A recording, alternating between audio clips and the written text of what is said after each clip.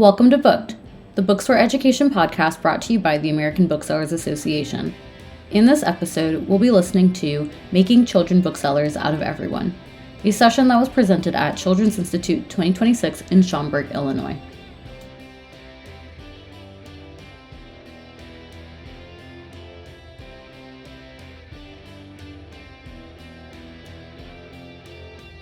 All right, welcome. We are going to get started. Can everyone hear me? Do I need to be louder? Good, great, love it. Okay. Welcome to Making Children's Booksellers Out of Everyone. Woo! We are just going to go over a few housekeeping things. You know, you're going to get tired of this slide by the end of the weekend. This is the antitrust guidelines. Basically, don't discuss price or pricing policies, boycotts, or dividing up the market. If you have questions, go ask somebody else. This is all important data. You can scan the QR for your slides and your handouts. You can follow along. You can save them for later, send them back to your stores, all that good stuff. And then recordings will be on BookWeb and BookEd in the near future. This is our agenda today. We are going to talk about quite a few things, and then afterwards we will have time for questions. An important note about questions is that if you have a question, raise your hand, and then our lovely Chelsea will run around with the mic. We'll run around with the mic to make sure that your question is heard and recorded so everyone knows what's going on. These are our session objectives. I'm not going to read all of it, so feel free to take a picture, read them yourself. I'll give you a minute. Or they can be surprises for you. Or they can be a surprise.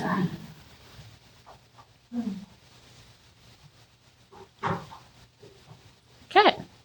So we're going to get to the fun stuff. You get to talk to us.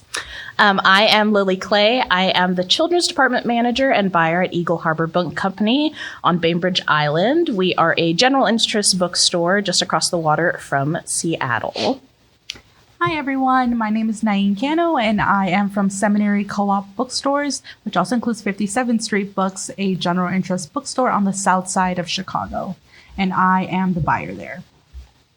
I am Melissa LaSalle. I am the children's buyer and children's event person at Old Town Books, which is in Alexandria, Virginia.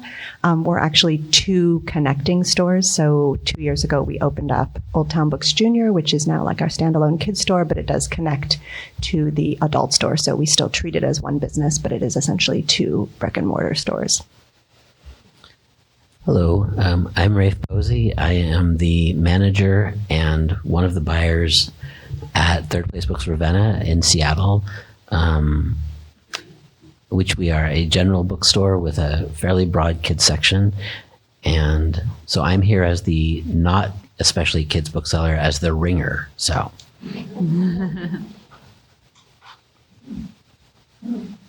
Okay. So expectations is that this is going to be interactive and practical, and we hope that you will leave with one or two actions that you can bring back to your stores to implement.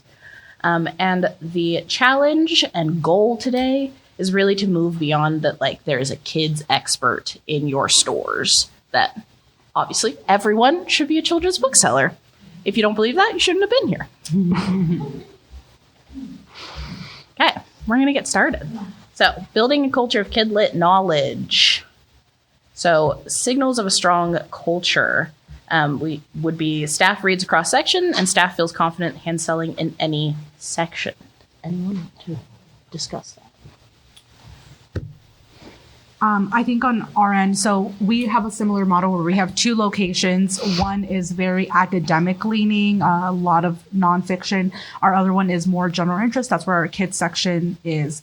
There still is an expectation that, everyone feels comfortable selling philosophy books, but also children's middle grade. And that is a big ask of a lot of our readers. You want them to read what they feel interests them, same as we want kids to read what interests them. But at the same time, in order to be successful at their job, they need to be able to be well-rounded in at least articulating and keeping up to date with titles. And there's a lot of different tools that we'll be talking about today on how to encourage that, even if they're not necessarily reading all of the newest middle grade and stuff. Yeah, so we have a designated children's book selling team, but like I said, the stores are connected, and there are certainly a number of staff that work mostly on the adult side, but are expected to cover a shift now and then on the kid side. So there is a lot of fluidity. I think that one of the ways that we have most successfully created more organic energy around children's book selling is in our guides. So we do a summer reading guide and a holiday gift guide every year. We do one on the adult side and one on the kids side. I sort of lead the kids effort, and it is comprised entirely of new releases. And I will start by making a spreadsheet of books that I've identified in Edelweiss that I feel like are strong contenders for our guides. Our guides are organized by different ages and different genres and things. And I will tag those as such and then put them into a spreadsheet. And then the staff have a chance to look at that spreadsheet and kind of put their name next to books that they are interested in vetting for the guide. And so that allows us to take advantage of things that they might sort of naturally be more interested in reading, but that still fall within the kinds of books that we're selling. And then from there, they read and they record on the spreadsheet whether they, their thoughts about the book, whether they think it should make the guide. They're allowed to DNF. We encourage DNFing. If they are not feeling it, I encourage them to be extremely picky. I then try to read almost everything that is sort of a yes, as like another sort of layer. And then I sort of think of it as like a giant chess game of like, where do we have holes? And I might do extra reading last minute, or I might tap people to read those. But what's great about it is our buying philosophy has always been like fewer titles, deeper quantities, because then you're investing that it's okay to invest time in reading those books and getting as many people as possible to read those books, because you're going to have them for, faced out for a while, and keep reordering. And so it just, that has like probably been the best change in terms of the culture, in feeling everybody sort of feeling like they're part of the team and they're part of this effort. And then they have titles they're especially passionate about on the guide, but then they also have other titles that they want to read that made the guide, that other folks chose. So it's been a good, I feel like, inspiring for them, but also hugely helpful in terms of the buying and the customer experience of having that curation. That sounds awesome. I've been fortunate at the bookstore that I manage that my staff are very interested in reading very widely. So I have a lot of booksellers who mostly read like Portuguese books in translation, but then also they're like, when's the next book coming from Consortium that's like the most amazing picture book in the world? And I'm like, well, that will be here Tuesday. And so we're able to have really deep staff picks and recommendations on that level. I encourage them a lot to include things like picture books and middle grade, especially in like the wall of staff picks at the front of the store, because I want customers to walk in and see, oh, all the books are here, instead of here's a bunch of adult books and then the kids' books are there. I try to sort of integrate them together as much as possible. When we make displays, we try to kind of cross over as much as possible as well. And most of my booksellers are super into that. I will say, though, that I have an issue with my children's expert who is super territorial. And so we're trying to unbuild that culture, which is an adventure. But overall, I think that having worked at a bookstore where the line between kids' books and adult books was deeply entrenched, both physically and sort of psychologically and almost on a policy level, that being in a store now where everybody just reads everything and touches all the books feels so much better. And it just feels so important to make more bookstores understand that, like, that's the goal, is to break down those walls and those preconceived ideas of, oh, these books or those books. They're all books. They're all stories. They're all these magical things that are happening, and we should be in all of them. Yeah, I will say before we had the standalone kids space and our kids section was like in the back room of the adult store, I was really the only one who knew anything about kids books. And there's a lot of like fear. I feel like there's a lot from the adult booksellers, like, well, I don't really know. I don't have kids, or like, I don't know anything about kids books. Like, I can't sell these books. But if you get them reading middle grade, especially, and why I feel they're more inclined to read YA on their own. But if you can push them to read middle grade, the response is always like, oh, I had no idea this was going to be so much fun. Like, I had no idea these books are as good as they are. So I think sometimes like the resistance is not real. Like, it's like a preconceived idea of like, oh, I'm not going to be good at this, or like, I won't know how to talk to these parents. But just like getting them into it suddenly, then they're so excited about it. And I'll also say one of the things that was really helpful for us is getting everyone on Edelweiss, so that while they have downtime, instead of being on their phones, the expectation is that you can also browse the DRCs there. Yeah. So that has been really helpful in getting them excited about upcoming releases. And I feel like sometimes it's hard if they're not as involved in the process, or like they only know what's right in front of them. Giving them some kind of ownership at being able to give feedback on like front list titles gives them a little bit of buy-in, which is really helpful in this kind of situation where it's so easy for them to be like, that's not for me. Where it's like, no, it's part of our space. It's part of what we're offering our community. I think you can also, for lack of better terminology, you can force it upon them. 100%. So don't give them a choice. Yes. Yeah. So like, I do a staff newsletter every month, and it'll be July in the kids corner, June in the kids corner. And it's everything that is going on in that department during the month. So like for July, it's Waldo. So giving the basic overview of what does Waldo look like in our community, who's participating. It's also, we still have story times every Monday at 10:30, or we have a special story time coming up, and I need staff for that. Who's going to volunteer? And correct me if I'm wrong, you put a challenge in your staff newsletter. When I send out emails, there is always a hidden question in there. Never right at the top, never right at the end. And I expect them all to respond back. 4 days pass, I haven't gotten an answer. Hey, it's clear you haven't read this. So can you make sure that you're reviewing this thoroughly? So just a little tip and trick to make sure that they're actually reading the emails. Yes. We also use Slack. I have a bit of a love-hate relationship with Slack, but it can be really useful for this sort of building this culture of knowledge. And we do have one that is like requests, where people can drop in like what they're hearing from customers. Like, I've had 2 customers come in this week and ask for a book about, losing your grandmother, and I can't find anything. So that's also good input. And then I had attended a session at CI a couple years ago that Edelweiss ran, and it completely changed. Like, we were very territorial about Edelweiss, like it was basically in the hands of the buyers. And that totally reframed my understanding of Edelweiss as like a tool for all the booksellers, not only because they can, get access to DRCs, but every one of our booksellers has their own tag that's like interest, and then in parentheses, like their name. And so anytime they're interested in an upcoming book, they will tag it as such. And then I know that if I get an ARC, or I'm putting together our spreadsheet to what to vet for reading guides, I know like who that first reader should be. And then if they love something, they can say loved and put and have their name as their tag. And so I can keep track of a lot of books that way that will then impact my buying.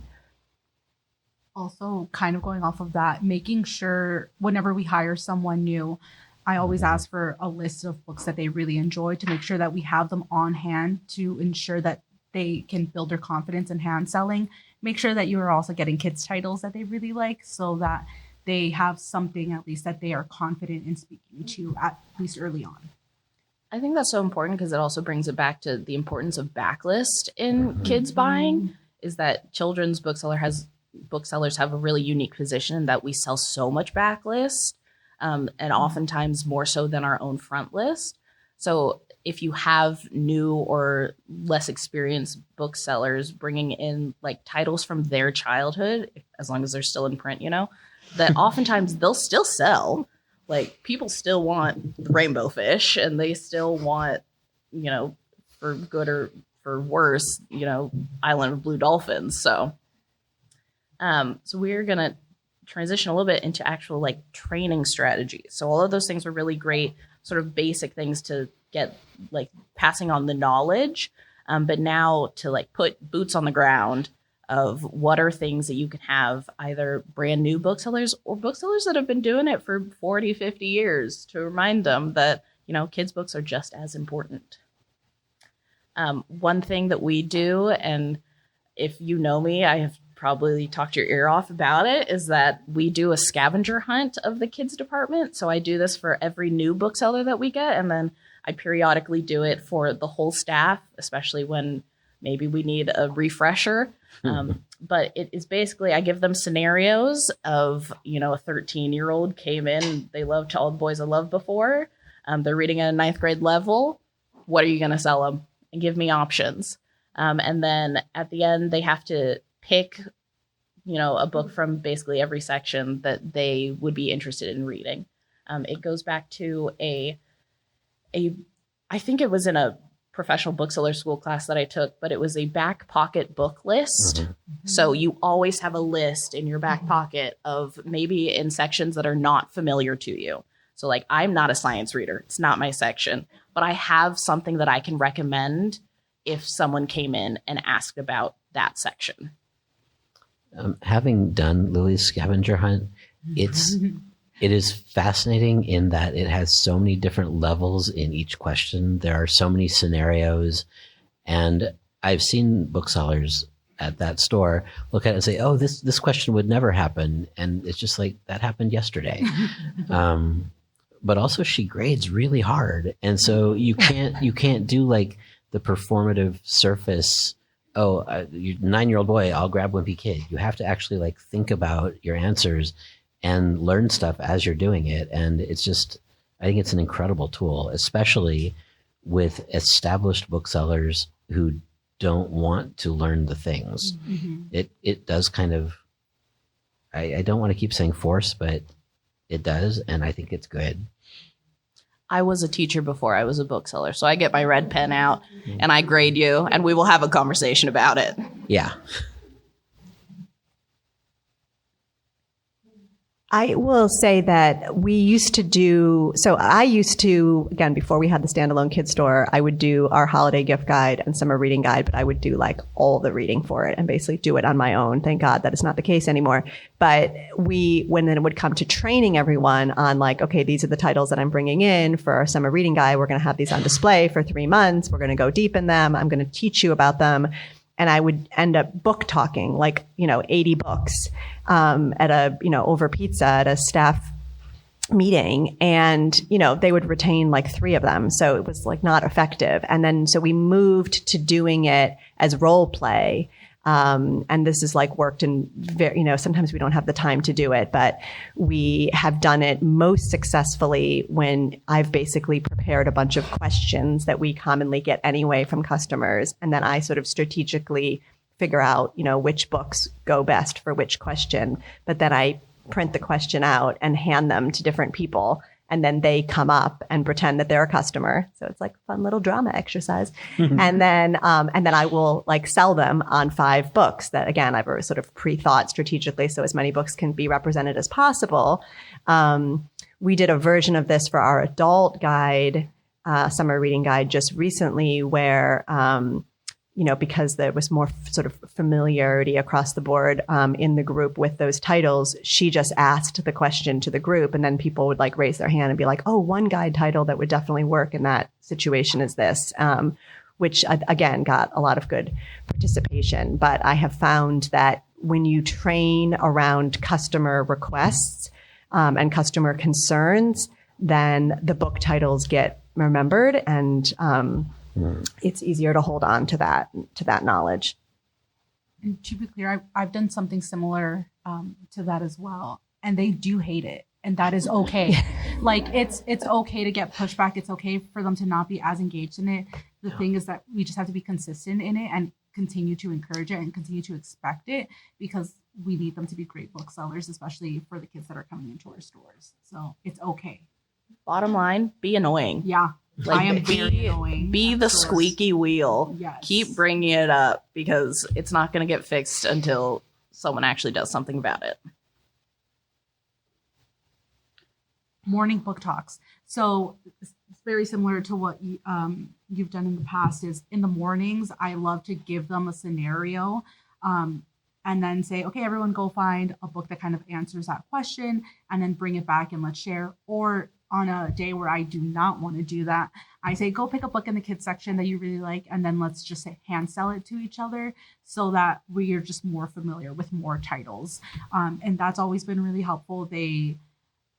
Like my booksellers do really like talking about books. I think all of our booksellers like that. Sometimes it just has to be like very directed in, this is the kind of book that I want us to practice talking about, because this is where maybe everyone's least comfortable in it. Very similarly, I am fighting everyone to go into the kids' room and give it the same level of energy that they give every other section in store. So kind of forcing any time that you can direct them to just be in there, it's only going to be beneficial.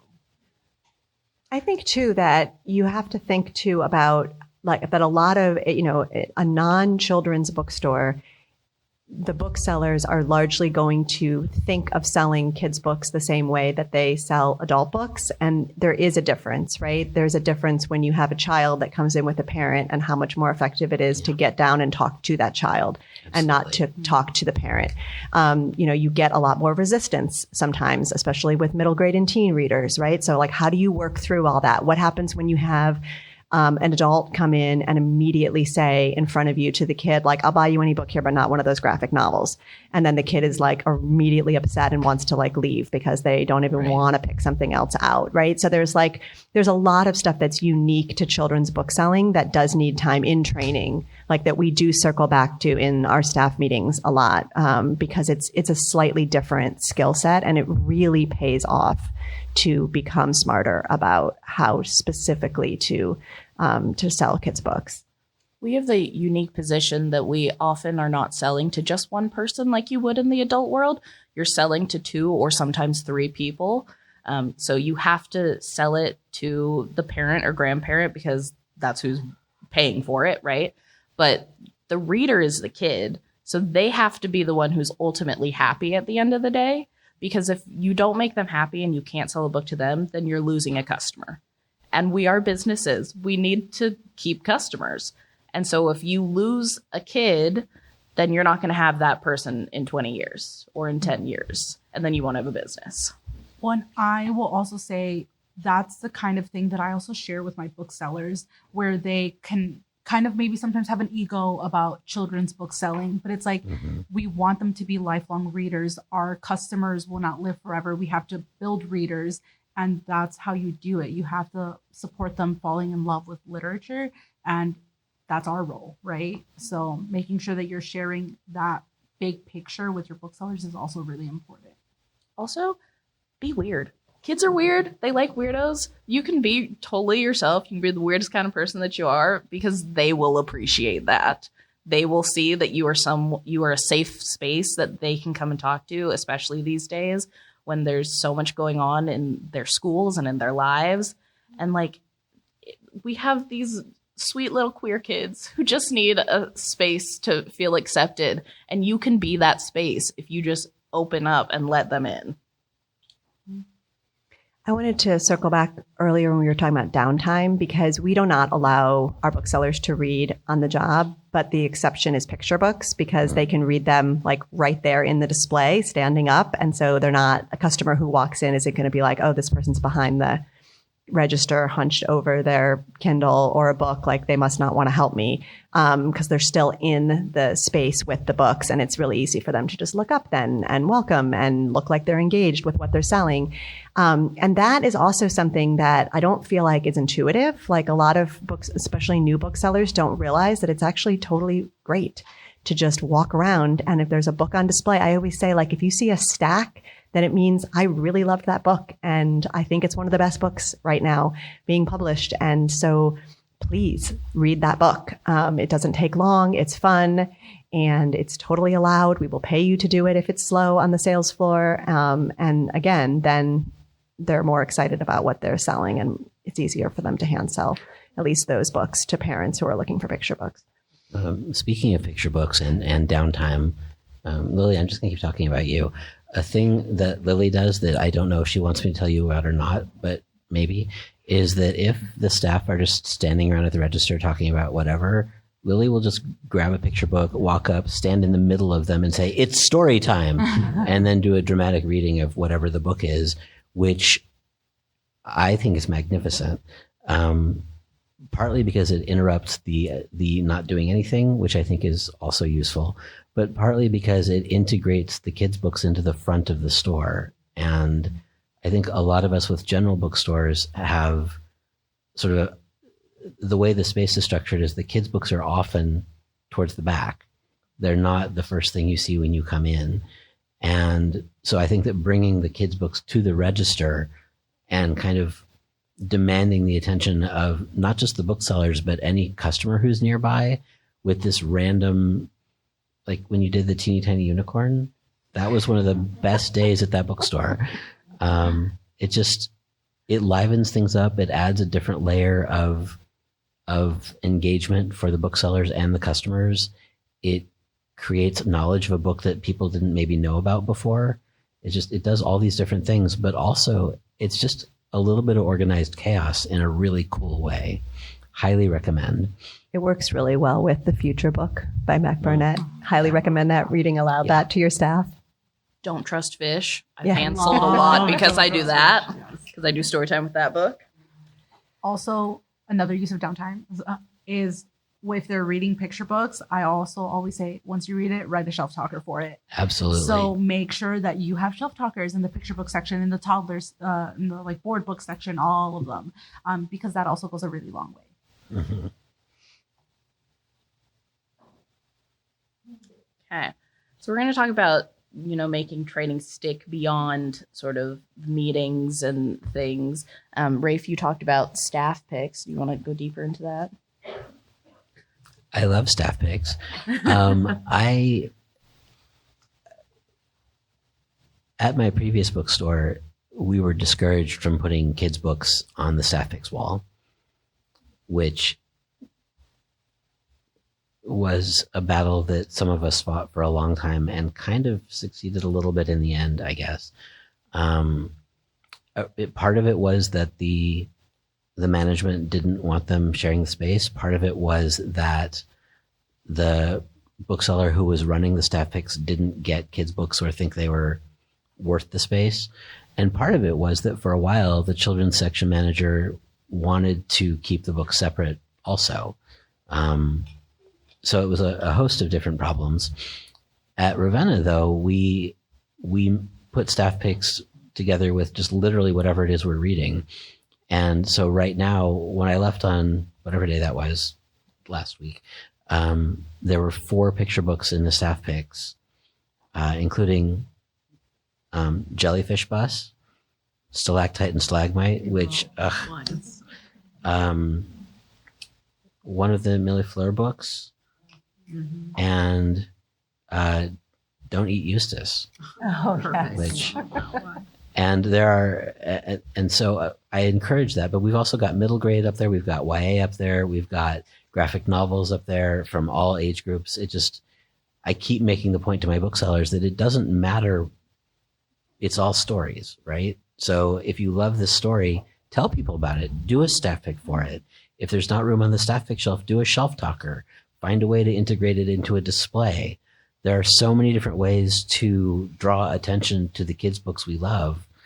And I think a lot of bookstores are hesitant to kind of mix and match a little bit. And I think that's a mistake. I think that sort of leveling it out as these are all stories, even though it is true that we often have to sell the kids' books very differently. I want my booksellers to understand the wonder of kids' books and just have their minds blown by these stories about brave 11-year-olds and whatever. It's so cool. I also will say we're in a moment where like nostalgia is so back in like a very deep way. One of my best-selling recs right now is If I Stay, which everyone maybe remembers from 2010s. Yeah. That like putting a staff rec and putting in the staff rec section. I have sold so many copies of that book, and it's just made also remember that it's also adults that are reading these books that would like to have a break from the dumpster fire that is going on in the world right now, and giving them a reminder of, goodness, and 11-year-olds really being really brave is also really nice. So beyond sort of the training that you can do, we're going to get to the nitty gritty of like actual, shelving and how you can organize your department and your kids section. Oh, is this when I can talk about genre? Yes. Okay, Go for it. this is my most exciting moment. So I had thought about doing this for years and was not brave enough to do it. And then my friend Mary Beth, are you in here? Okay, there she is, with Middleburg Books. She gave me the final push because they did this right before we did it. So we did this several months ago. We started to shelve by genre. We started with our middle grade section, and then we moved to our tween section. So we split our middle grade into what we call elementary readers, which is like the 8 to 12, like the traditional middle grade. And then we have a tween readers section, which is what the industry would call upper middle grade, like 10 to 13, which is, a very sort of new-ish but quickly expanding category for kids who really aren't quite ready for YA and want to read about middle school characters and issues. And then we split our YA into young teens, which is like the 12 plus, 13 plus. And that section is in the kid store. And then the like 14, 15 plus YA that's largely being bought by adults or by much older teens, we shelve in the adult store, but like right when you walk in from the kid store into the adult store so that teens can go back and forth. That we've done for a long, long time. What we decided to do a few months ago was within those sections, shelve by genre. So we have, it's slightly different for each of those sections, but we have a fantasy section, we have a mystery section, we have a high stakes historical, like historical fiction section. We have a real world drama, which is your realistic fiction. We have a make me laugh, which is like your Diary of a Wimpy Kids. We have animal stories, right? In tween and young teen, we have a romance section, we have a sports section, and it has been so much easier than I thought to figure out what book would go in each section. And it didn't take that long to change it all in Book Manager so that we could easily classify it so that when books come back in and our booksellers are shelving, that they can scan the book, which we ask them to do anyway to make sure they're putting in the right section. And now they know what section to put it in and what shelf to put it on. But the difference it has made in our sales is like, we've had 30% growth in sales in young teens since like the day we did this. I would say it's impacted all of the areas that we've done this, but the young teen section by far has been a total game changer because, as you know, a lot of these teens don't want help or don't think they want help from a grown-up. So it gives them much more independence. But where it has also helped, and this was my hope, is in the middle grade section and the tween and the young teen and all of that, it's really a training device. So if I have a bookseller that doesn't know our inventory that well, and somebody comes in saying they just love Percy Jackson, they can take them right to our magic and mythology section. If they say that they read only Alan Gratz historical fiction, they can take them to the high stakes historical shelf. And it gives them a way to learn our inventory, like by groupings, that I think is incredibly effective. So it gives autonomy to the customer, to the browsing experience, but it also works as a training device. And we're still hand selling, we're still doing shelf talkers, we're still doing all the things. It's just another layer. And it's been very, I don't know that we will do it for like our emerging reader section, for a couple of reasons, but maybe, I don't know, I might try it. But for those sections, it has worked very, very well. We've done it with our middle grade section. I think we'll probably do it to our YA section come the fall. I am waiting because I did it probably 3 or 4 months ago. And whenever I change something, I wait 6 months to then watch what sales do. And then I can make that decision. But it has, like, historical fiction itself has, like, it has sold so well since we basically broke it out. But it also, for shelving purposes, it helps because then booksellers know, like, oh, right, Alan Gratz, that's going to be historical fiction. And they can find it. And I will say, a label maker hates to see me coming, okay? I label these shelves left and right. So it's just another thing that you can do to, like, make sure everyone knows where things are going. And we have Book Manager as well. And it was not that hard of a, like, transition to basically recategorize everything. I can't talk to other POS systems, but Book Manager made it really easy. And it was a heavy, like, work on the forefront of doing it. But since then, it's been really easy to keep up with it. If you have Booklog, also very easy to add a second category code. We did that when we did graphic novels. When I started, was all together, which is a wild thing to do. So when we broke it up from, like, early readers, middle grade, and then YA, instead of recoding everything, we just added a second category code. So it's like, it's a graphic novel, but this is for middle grade or for YA. So also an easy option. Another thing that we have done that I actually got the inspiration while I was at an institute at one point was for if there's, like, a graphic novel edition of a book, I have put them all together. So, like, all of the Stuart Gibbs are in one spot because often the same kids are looking for both and they don't need to go to multiple spots in the store to find it. Mm-hmm. We have not done that, but I know a lot of stores that have, and I have thought about it because I know the question will come up. We have not genreified our graphic novel section. So we do have our graphic novels shelved separately. The YA graphic novels are with the teen stuff in a sort of separate shelf that says graphic novel. But the middle grade graphic novels, traditional middle grade and upper middle grade, are all shelved together and not broken out by genre, mostly because they just fly off the shelf anyway. So we haven't really needed to do that. We have not done any of those things, and I keep bringing it up to my children's section head, and she looks at me with this look, like, I don't know how to describe the look.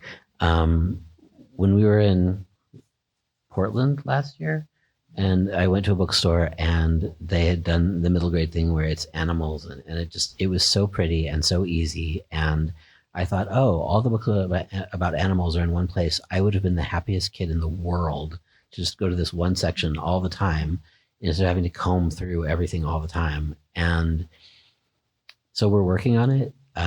It's a conversation I'm going to keep happening at my store. I think it would actually help so much with people being able to find stuff. But I love the idea of the autonomy for the reader where, the kid comes in and you're like, yes, animals or mythology or trains. And then they can just go there and be their happy little selves and find their stuff. So, yeah, it works in nonfiction too. Nonfiction we've always shelved that way because it sort of seemed obvious. But we have an animal section, science, history, sports, all of that. But the kids do; they take a real pride in it. Like, this is my shelf. This is the shelf that I like. Yeah.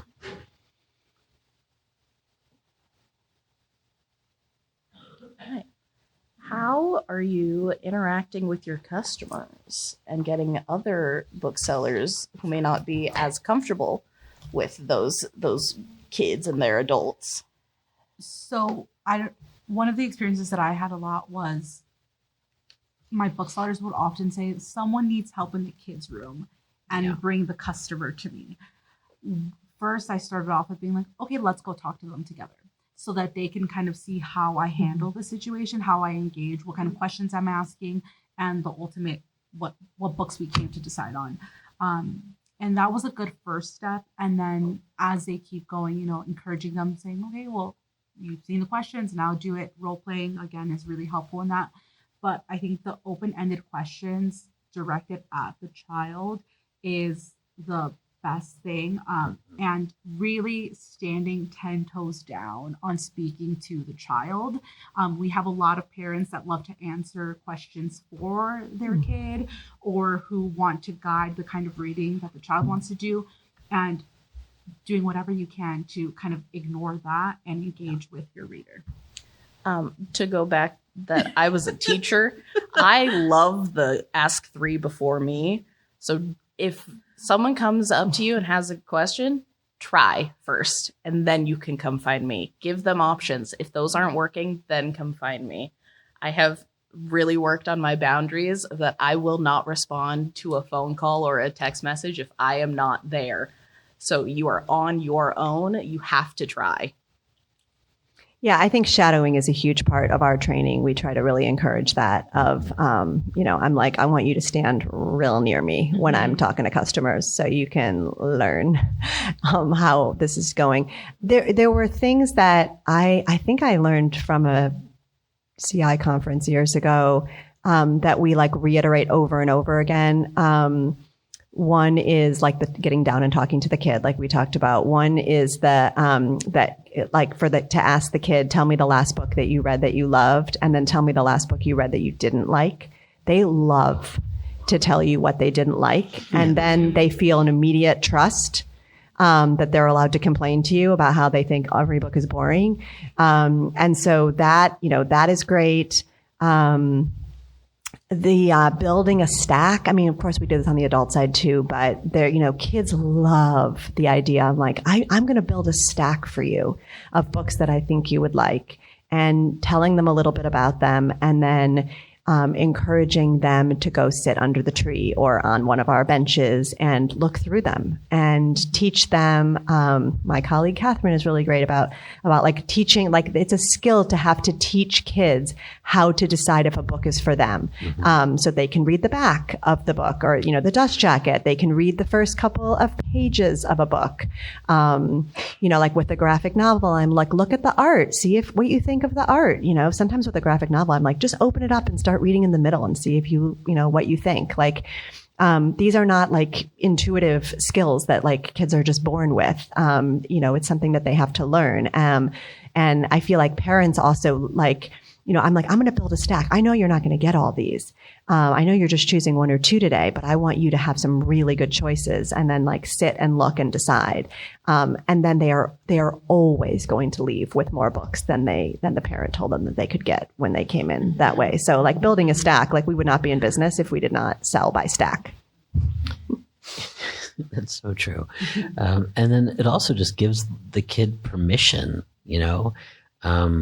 because so often they're so constrained in what they're told they can read and what they're told they can do and just all the stuff, and giving them permission to just open a book in the middle or to read the back of a book, or it's things that they don't have the training in, but it's also things that sometimes I feel like there's this idea of kind of the preciousness of the book where you have to be quiet at the bookstore and you can't touch all the books, but you can touch all the books. And I really, when my kid customers come in, I want them to feel like those are their books that they can go explore and look at and wander around in. And I love the idea of making a stack for them and just like, here's some stuff you might like, but also if you don't, that's okay. Mm-hmm. And if you like something else that you randomly encounter, that is also okay. And then while they're looking through their stack, that's when you get one-on-one time with that parent, where then the parent's like, oh, thank you, because I'm just so frustrated because they just want to read the same book all over again. And then you talk to them about why rereading books happens and how it's actually a great thing, right? Yes. So there's all of this then like little subtle education that you can be doing at the same time that then builds more customer loyalty and turns into more sales in the future. We're building media literacy, people. Yes. We are doing the Lord's work. About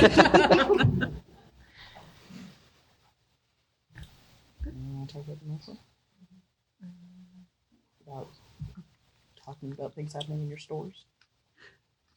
Yeah, I mean, so we are really fortunate at my store to be bookended with 2 elementary schools on either side, which is a blessing and a curse. Let's be real about that. But we're constantly getting asked about any programming that we're doing for children in the area, and we do story times as everyone else does. We also offer like book fair services for schools, things like that, and making I think engaging with parents about other ways to introduce their kids to books and not just in this exact setting is always really important and is always really nice. But we will do promos on like our display shelves. We'll kind of put things that we have coming up, things to be excited about. In our newsletters, include your children's things. We have an adult and a children's newsletter, but if it's a big event, we'll include it in the adult newsletter as well. Things like that. So kind of like we've all been talking about, making sure that you fit in everything and it kind of overlaps to widen your audience. So I come from a store that the owners of my store are not fully aware, I think, of what my job is. But that is facts. I have had to have some difficult conversations regarding, the fact that I am only one person. I need help. And that the other booksellers in the store, because we are about a team of, I think, 10 to 15 people, that they should be aware of what's going on in the kids department and should be comfortable in the kids department. And so one of the things that we talked about in sort of our prep meeting for this is that I wanted people to come away with being able to have sort of facts and figures, if you will, to go and have those tough conversations with your management and with your ownership, of saying like, this is important. Kids books are a huge market. They sell really well, for a lot of stores. They are a massive part of your business. So you need to treat them with the same respect that the adult books get. So I think it's important to be able to feel comfortable going to your management and your ownership and being like, hey, honestly, I just need help. I need help shelving.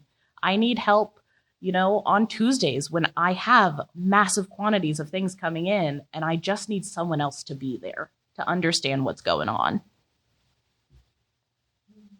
Yeah. I think the main thing is this is another section of the store and should be treated how every other sections get treated. You don't just have, one other bookseller for the rest of the store.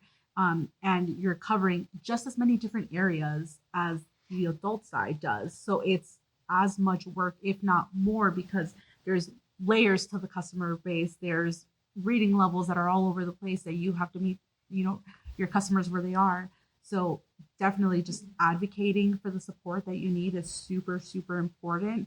And, for every one book, like if a kid comes into the store and they are browsing about, they're going to pick something up, and making sure that we are able to support and turn that into a sale is incredibly important for like our bottom line. And I'm sure you all see that as well.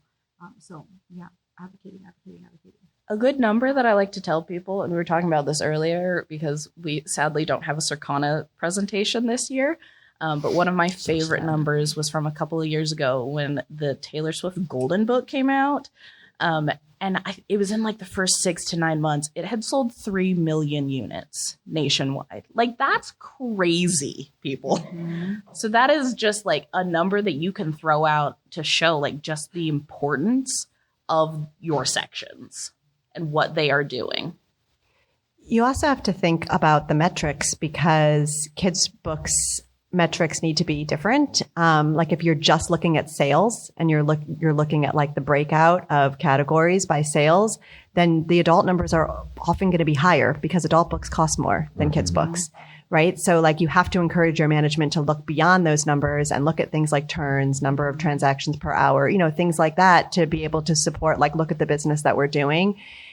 It definitely sometimes feels like a stepchild, like I'm the stepchild who's always like, you're not paying enough attention to me. Depending on who does your social media, again, with the being afraid of something you don't know, like if they're only talking about adult books on social media, then somebody who goes to your grid and doesn't see like equal or at least like a third representation of kids books is never going to realize like that this is a like thriving hub of children's booksellers, which we are. But it is hard, like on all levels that needs to be represented. And it's not something that just happens organically most of the time. Yeah, from a manager perspective, I love having those conversations. I love it when a bookseller comes to me and is like, we need to do X because of here's a real reason. And because I have a lot of conversations that go, we have to do X because feelings and stuff. So those are harder, but we have to do a thing because real reason is one of my favorite conversations. And I feel like other managers must somehow feel the same, not yours, but like real ones. But it's so important to help the booksellers, like the combination of the forcing the general booksellers to understand that kids' books are real books, which is key, but also the creating a safe space for them somehow at the same time to come to you and say, I have this question about how kids' books work, or I don't understand why we're doing this, or whatever the thing is, creating that space so that I'm going to call them reluctant readers. The grown-up reluctant readers can learn how to inhabit the space that we all love so much. Like there needs to be that sort of the tension between the pushing them into it and the guiding them into it, but there also needs to be kind of I don't know the right word. Make it easy for them while you're pushing them into it, I guess is what I'm saying. Okay. That was so fast. We are gonna go into Q&A. Raise your hand as a great example here. And Chelsea is gonna come around with the mic. Wait until she gets there so that everyone can hear. Hello. Hello. So I would love to know what each of you do when you have the kid who comes in and wants the third Witches of Brooklyn, and the parent says, no more graphic novels.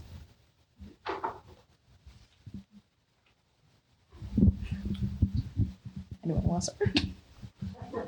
I show them exactly where it is. And I'm like, it's actually over here. And it kind of to your point earlier, where it's for me, it's a moment of like separation, the child from the parent, so that I can engage in conversation with the parent. Sometimes I think about how I act. I would not want my booksellers to act, but also like I know when to like not cross the line, and I don't know if I necessarily trust them to, but we have parents in my vicinity that are parents of like University of Chicago elementary school students. They are paying $50,000 a year for their kid to go to third grade. Crazy.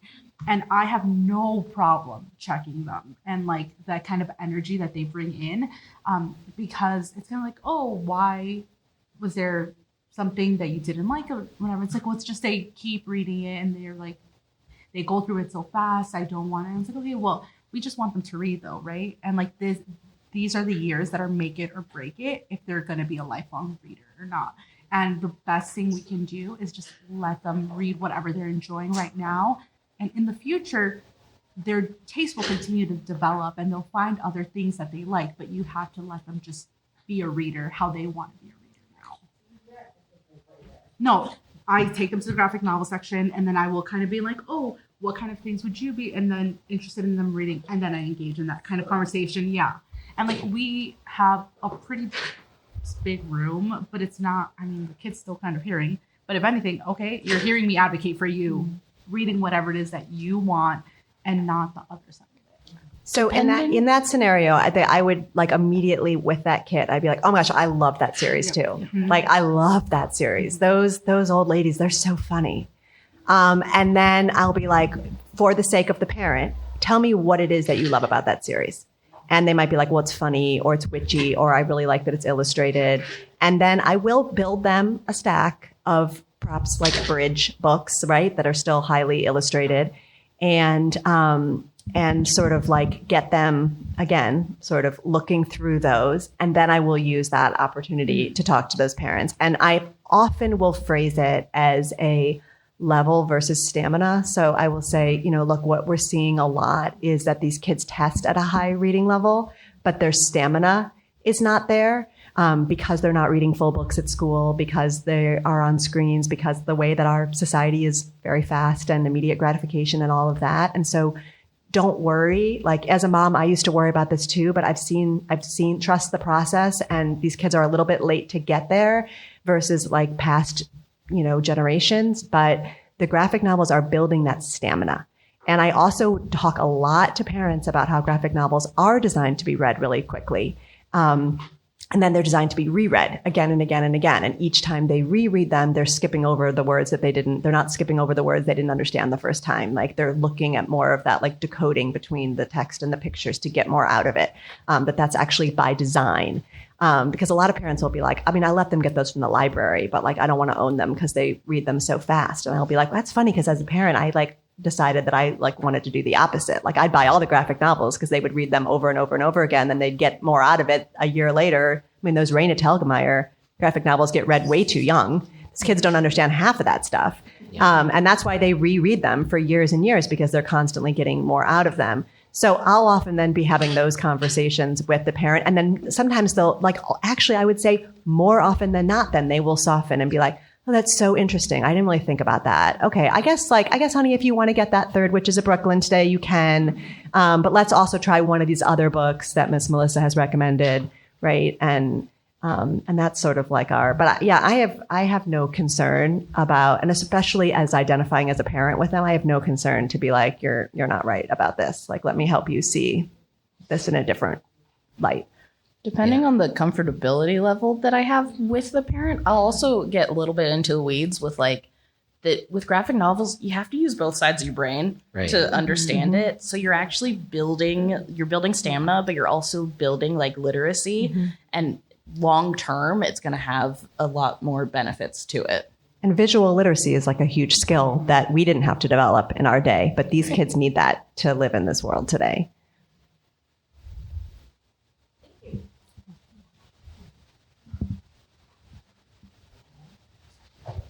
Get all my steps. So I apologize if this is for everybody else in the room. My wife and I are buying a children's / local interest bookstore. So this is all new, relatively, other than reading. Thank you. I know, yeah. I feel like I'm in an AA meeting. My name's Chris, and I like books a lot, so much I'm buying a store. No. So just to touch really, so we have kind of a limited space, and like I said, it's split between like 50-50 children's books and then older readers. And what I heard you say earlier was kind of focus on fewer titles, but have more backstock. Is that kind of especially with the children's? My wife and I are at this point where we're like, do we try and have a little bit of everything, or like, we're never going to have every title or whatever, but do we try and have a lot of books, a variety, or do we go, look, these are like the 20 or 30 that are really selling, and we should focus on those and just make sure that we always have backstock or whatever. What would you guys recommend in terms of specifically children's? A little bit somewhere in the middle, I guess, is my strategy, where I do change out what we're investing deep in. But you have to remember that with children's books, unlike adult books, the art on the cover is doing a lot of the selling, especially for picture books. So to the extent that you can face out picture books, it's just it's a whole visual impact. So, we have a mix. Like we also have always genreified our picture books. Not really, I don't know if you call it genreified, but like we'll put them by like books about, feelings, and books about dinosaurs or whatever. And so I do make sure that we have like backlists, titles that, that people love and that they're spined, and I keep ones of those. But if it's a backlist title that we love, or that's like seasonally, like Creepy Carrots or something, like we will always have a big stack of in the fall, and then like new front lists that I've really loved. I feel like I don't have any issue about meeting with a rep and being like, I'm sorry, your picture books kind of sucked this season, so I'm only bringing in 3 front list titles, and I'm putting backlist on my spring or Easter displays because I didn't love these. Because most people who are buying picture books didn't know what picture books were around 5-10 years ago because they didn't have kids then. So it doesn't really matter. So I feel like I've long ago like parted ways with that pressure of like, oh no, like someone's going to come in for this book that they read about in the New York Times and we need to have it. Like, no. I mean, we will order it. We will place our Ingram order and get it within a week, but we are going to invest in books that we feel like are like great. So that, our curation is what you're getting when you are shopping local. Yeah, in some ways it's worse to have, well, in a lot of ways, it's worse to have too many, partly because it's just impossible to browse. And with kids' books in particular, because the covers are doing so much work, because the kids are often so visually oriented, being able to have more space and more face outs and more approachable displays and just all of that, it makes a huge difference. And yes, there are going to be books that you don't have that people ask for, but that's really okay. You can get those books. And then if it turns out they're really cool, then you can add them to the ongoing inventory. But having the books that you really believe in is the path. And then the readers will tell you what they want and you'll keep building from there. That's one of the things that really sets us apart from the big box stores and who shall not be named, is that we in our communities are seen as the experts of what is worth reading and what is worth putting your time and energy into. So if you have like stacks of things that you truly believe are worth it, then those will sell because the customer that comes in is going to be like, oh, they must really like this. This is what I should put my time into. They nailed it. That was it. That's the correct answer. Yes. I got you. Yeah. Hi, I have two questions. The first one's probably really stupid. When you shelve by genre in the middle grade section, inside the genre section, it's by author, yes? Yes. Okay, Yes. cool.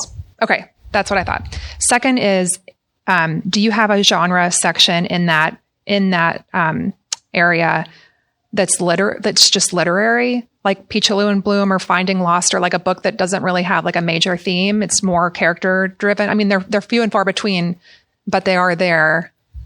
So it depends. I'm trying to think where we've had Finding Lost. I think Finding Lost it's shelved with our tween books. And in our tween books, we don't have an animal stories section like we do in middle grade. Otherwise, it would probably be there. But I think it's in our real world drama. So most of those like lit fic, kind of like realistic fiction stuff that's not historical, like the slower burn character stuff, or even, even like Miscalculations of a Lightning Girl, or, those are all in our real world drama section. And, realistic fiction, as I'm sure everyone knows who has tried to sell children's books in the last couple of years, is not extremely popular. But I will say that even that I feel like has done better when it's like all together, again, because somebody will see Front Desk. Front Desk is like one of those like unicorn books that like even kids who claim to hate reading and only read graphic novels like will somehow like find their way to Front Desk. And so then if they see books that are in the vicinity of Front Desk, then suddenly that's more interesting to them.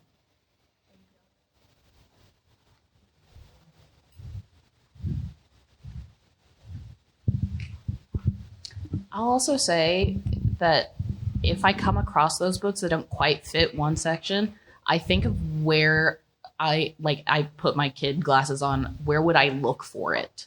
Where would I go to find it? And then I'll base it off of that.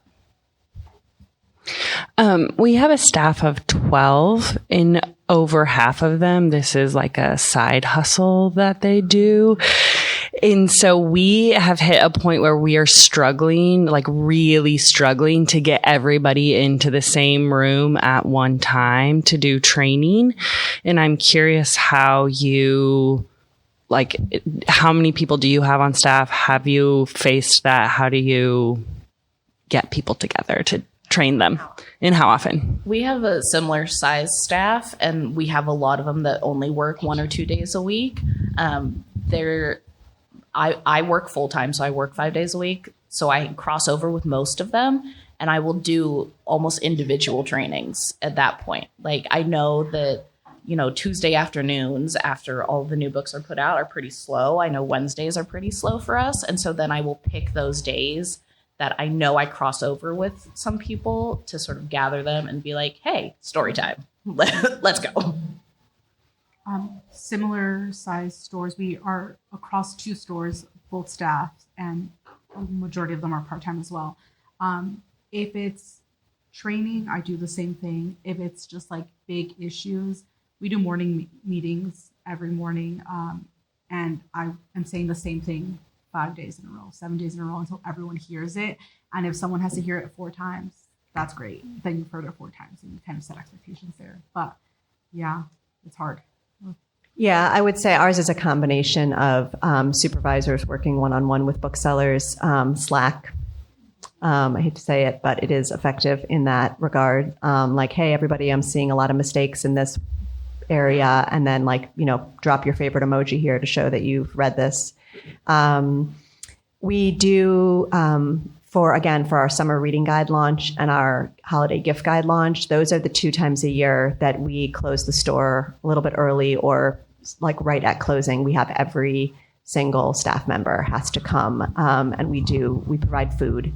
And that's how we do our training for the guides. By the way, I brought a copy of our summer reading guide if anyone wants to. I have a couple of them. If anyone wants to come up afterwards, I'm happy to show you them. But that's so that we have those 2 like required things. But other than that, we used to have regular staff meetings every month, and our staff is like over 22 people, so it's too hard to do that. So now we have monthly meetings with supervisors and buyers, and then we all sort of work to infiltrate down. Yeah, I have a staff of 12. Yeah, 12, and again, many of them are just kind of like, oh, I work at a bookstore and in my spare time. Okay. But some of them are lifers, and that's better, I feel like. But we also have a model where there are different afternoons where I've stacked the schedule so that more people are there, but it's a slower time. So it looks counterintuitive, but then I can use that time to have one-on-one meetings with people who need more time, or to have let's all go over there and do training on used books or kids books or whatever the thing is. And so then I have the time on those days, and I have the staff on those days to really get into the weeds if I need to on a variety of topics. I also send out an inordinate number of emails that I'm going to start putting secret questions in with here are my thoughts on this thing. Can we stop doing this thing? I'm asking you again this thing. And I think there may be too many emails, but it's really the only way to reach everybody. So I'm just going to keep doing it. And then we also have staff meetings, in theory, quarterly, but really every 4 or 5, sometimes months. And those all staff are required to come to, and there's food and stuff.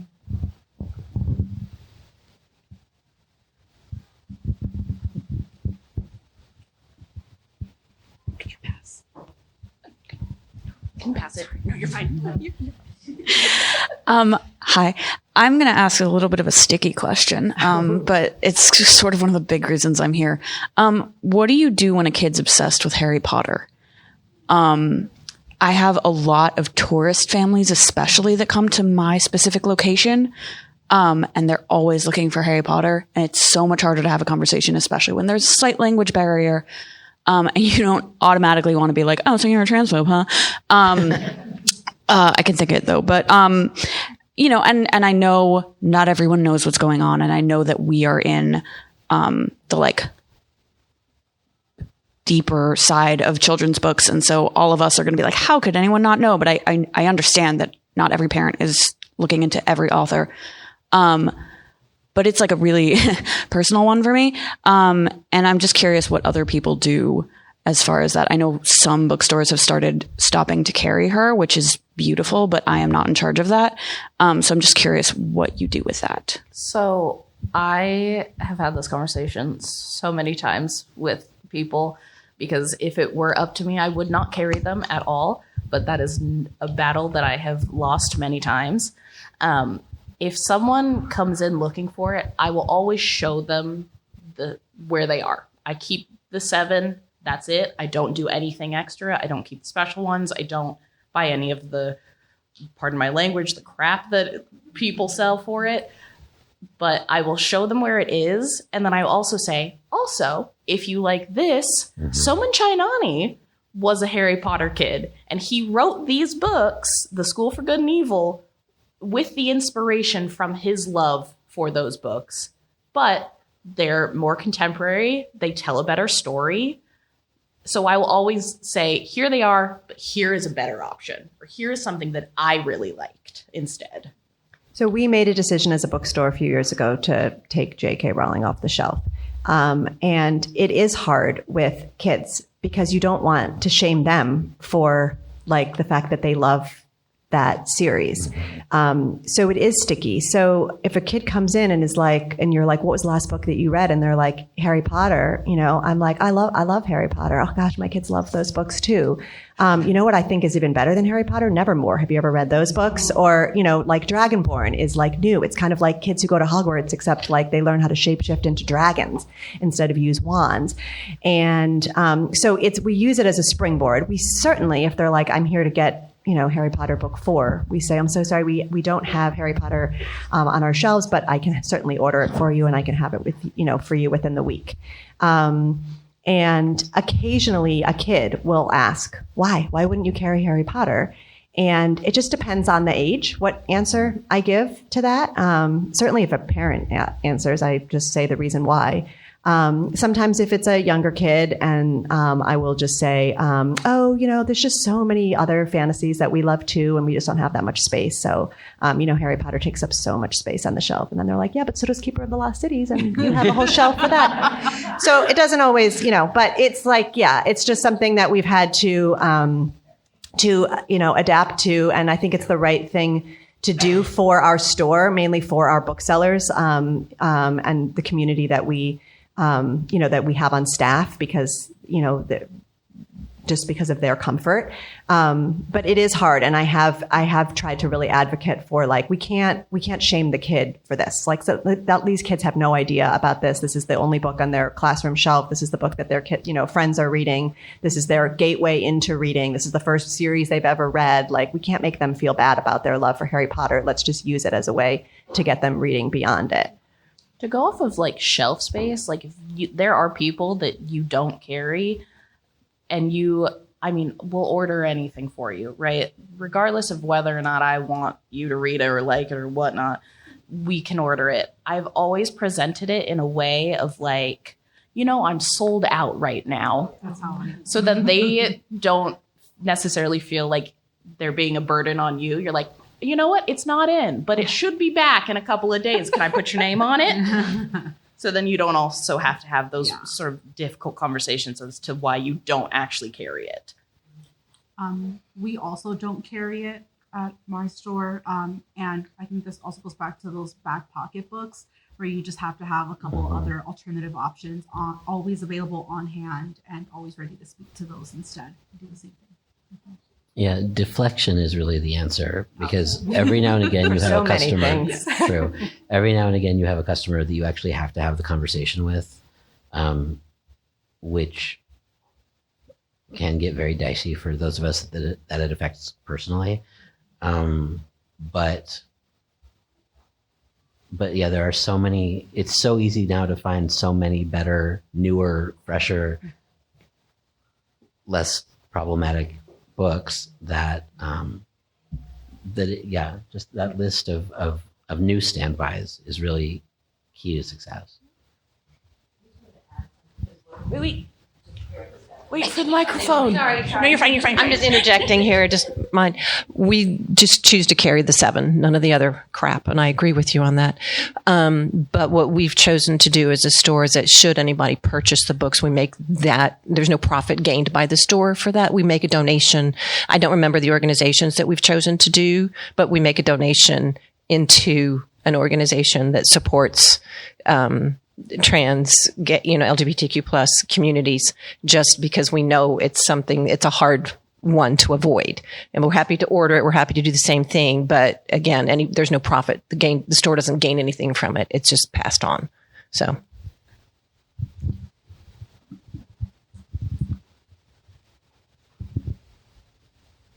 Me again. Hi. I have a more nitty gritty question about shelving. As you were talking about the different ways that you're shelving, you all kind of mentioned briefly picture books should be face out.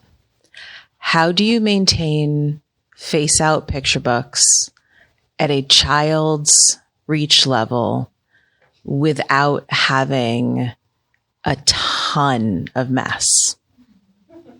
You don't. That's a very funny question. You got to play cleanup every day. For real. I literally, the amount of times that I'm like, can someone go to room 3 and straighten up? But what about damages? We don't get too much of it. You are going to see more damages for sure, 100%. It's a hard balance there, but I take having a little bit more access, having them exposure. Also, sometimes they're like, oh shit, I have to buy it now, and I'm like, you don't have to. I'll give you a discount. Yeah, exactly. Does it work out if you give like a 10% discount or something if you have a damage? Never have to give a discount. They will always just buy it because they're like, that was my kid. Right. Usually they feel bad, so they'll buy it anyway. Yeah. Usually if I find it after the fact, I would just put it on a discount. We have a sale room in the back. I'll throw it there. It's cheaper than returns. Mm-hmm. Also, tape is great. Yeah. It's great. Or So are erasers. sometimes a dust jacket, it's like the same cover on the inside. So then I'm just like, well, doesn't come with the dust jacket anymore. Note to publishing, this is why we don't need dust jackets on picture books. Going rogue. Do you sell for the same price without the dust jacket? If someone asks for it, then I will. Then I'll give them a discount for it. But I've never had an issue. And it's honestly, it's maybe had to happen in the 3 years that I've been there, like twice. It doesn't happen very often. Yeah, where it's an issue. Sweet. And if it's a new release, you can ask for a new one, which I sometimes will do from the publisher. Awesome. Thanks, y'all. Steal it right there. Sorry. Okay, Melissa, this is kind of aimed at something you said, but I'd love to hear from you. And it's going to sound like a challenging question, but it's not meant to be. At the very beginning, we were talking about tactics, right, for making the booksellers into children's booksellers. And you were talking about using newsletter, Slack, Edelweiss spreadsheets. Do not finish. That's okay, right? But then you said you try to read everything that the people liked, right? But you communicate the kinds of books we are selling. And I thought that was an interesting statement because it's independent bookstores, right? And everybody here sells different kinds of books. So how do you each kind of tailor to your community and your employees? How do you choose the kinds of books you're selling? Well, yeah. Sorry. Yeah. Like it sounds like a challenge, So- but I think it can be useful. Yeah, no, I mean, sort of also to clarify. So like, when I look at our guides, for example, as a whole, I am thinking sort of about percentages of how well different genres sell. So like, I know that if we've only found 2 mysteries that we like, we need to read more mysteries because mysteries outsell almost anything right now. It's like outselling fantasy for us for the first time. If, I mean, like, I love realistic fiction, middle grade. Like, that's my love. And so do many people on staff, but they don't sell that well. So I'm like, well, yeah, we can't include 6 realistic fiction books on our guide. Like, that will be a waste.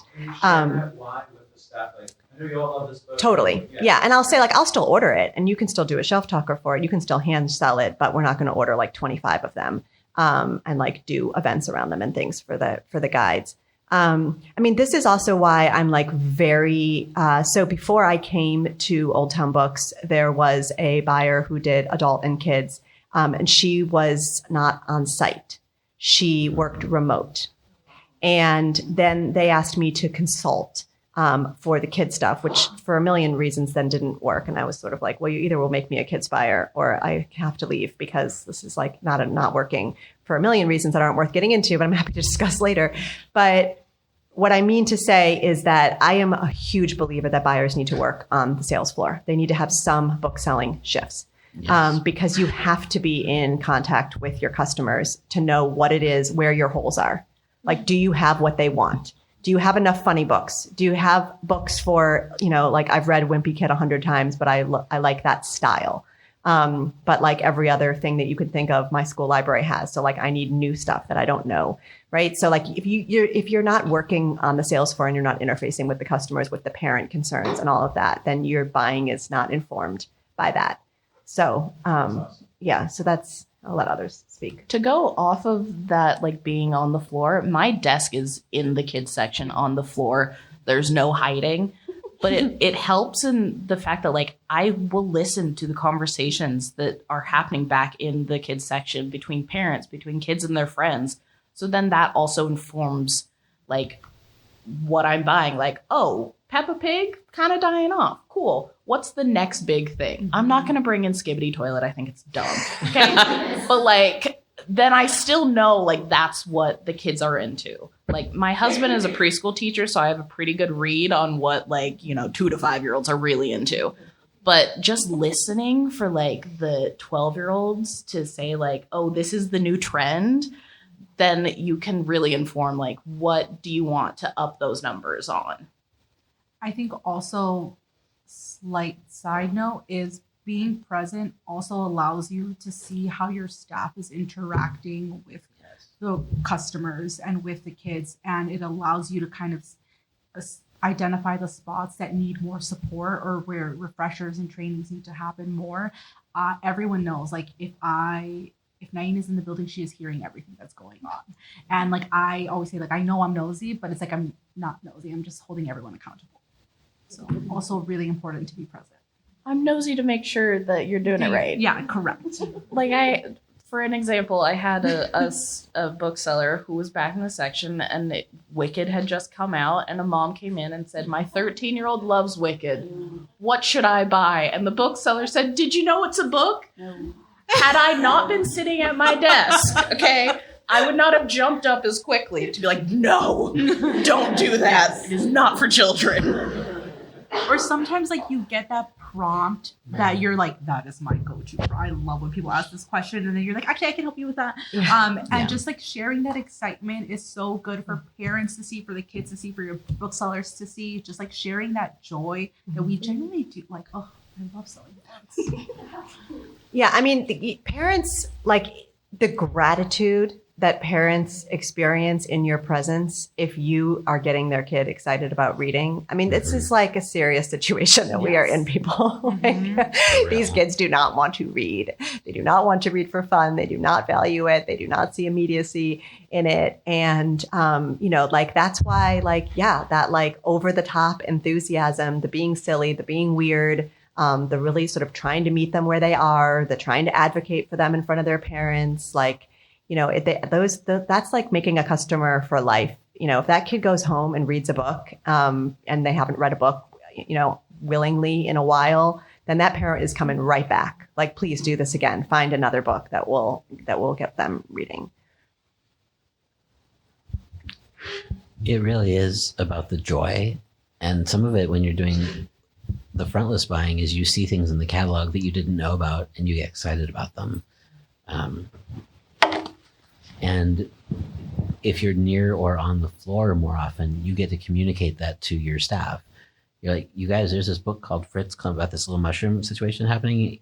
You cannot wait for Fritz. You can't wait for Ruthie. I can't even talk about Ruthie. Like, and then that sort of starts to communicate themselves, and then they go look it up, and then it becomes a conversation that you all get to have. And then when the book exists, then everybody already is sort of waiting to be able to share it with customers, and waiting to be able to have it up on the picture book display with, well, stalactite and stalagmite, which will never come down. And just it becomes part of the joy of what we're doing, and the kids pick up on the joy, and the parents are really, really glad for it. And we are in the amazing position of being able to provide that. So. Also, do not underestimate the power of an author visit to inspire a kid to read more. I know that so many bookstores have pulled back on events, and I understand it. It's hard to get people to come. I will like fight on this hill like till the day I die, because even if you don't fill the entire bookstore with kids, the kids that you get there, and they listen to this person talk about how they wrote this book and the research they did and the ideas they have, and suddenly that book becomes so interesting. They feel like they have the secret information about it, and they already have, like, it's more impactful than any book selling that I could do, that their teacher could do. It is like they will buy that author's whole backlist at that author event and go home and start reading. Like, we have got to be getting kids in front of authors, whether it's at schools or in our bookstores. Hi, I'm Brenda from Kona Stories Bookstore in Hawaii. And I just wanted to jump in about the shelving, because we have that problem, obviously. Everybody does. Picture books. Yeah, should not have dust jackets. But one thing that works for us is I put all those at the very top, like first two shelves, and then the middle section, the board books. And then the very bottom, I do like my like dinosaur sets and train sets and that sort of thing. So the parents actually have to pull off those, more fragile ones. Huh? Right. It's true. I mean, they can see them because they're all faced out, but that's how we've been handling it. It's a little better. Okay. Questions? Hello. I am being trained as children's buyer. I also buy a lot of sidelines and all the cards in my store, and my desk is also in the children's section. How do you do both? On my end, it's always at that store. It's always two booksellers and me there. My desk is in that children's space, which is the third room. And I always expect another bookseller to be there so that I can do work, but for them to fix the shelves. Because there's never a time where someone shouldn't be in there adjusting or talking to a customer, because it does require that level of like high touch. And oftentimes if we have a customer, they're in the kids' room more often than not. So having someone else there, I know it's like Tuesdays and Thursdays between 11 and 2 is my sweet spot, where I know I don't really need someone else there because no one's in the store during those times. So yeah, just knowing when your quiet times are. I've set up my schedule that I actually work remotely for like half the day, a couple of days a week. So those are the days that I know that I can just dial in on like buying and things that require like me to just be on a computer basically for a few hours. And then otherwise I'm pretty similar where I am at the desk. So I usually kind of pick my to-do list based off of things that I could like jump up and leave pretty quickly. But then we have extra desks in like the back office that I will sometimes commandeer. I just want to say that if publishers would get the size of these catalogs down by not publishing so many books, it would be really easy to do both. Mm-hmm.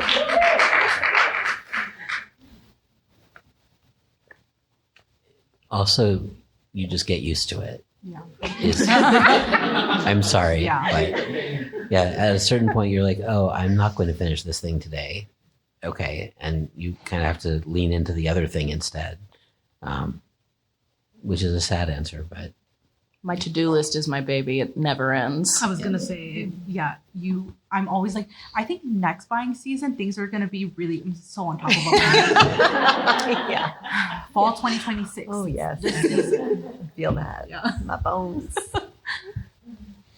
Hi, I'm Catherine Howell Dalton. I work with Melissa at Old Town Books in Alexandria. In terms of logistics, because we have the two-sided store, and we have a lot of people who really just work on the adult side for the most part, but we are always, needing a little help or somebody's taking a shift. You've talked a little bit about shelf talkers, and in my experience, that is one of the most consistently helpful ways for somebody to drop into a different section and be able to help sell books.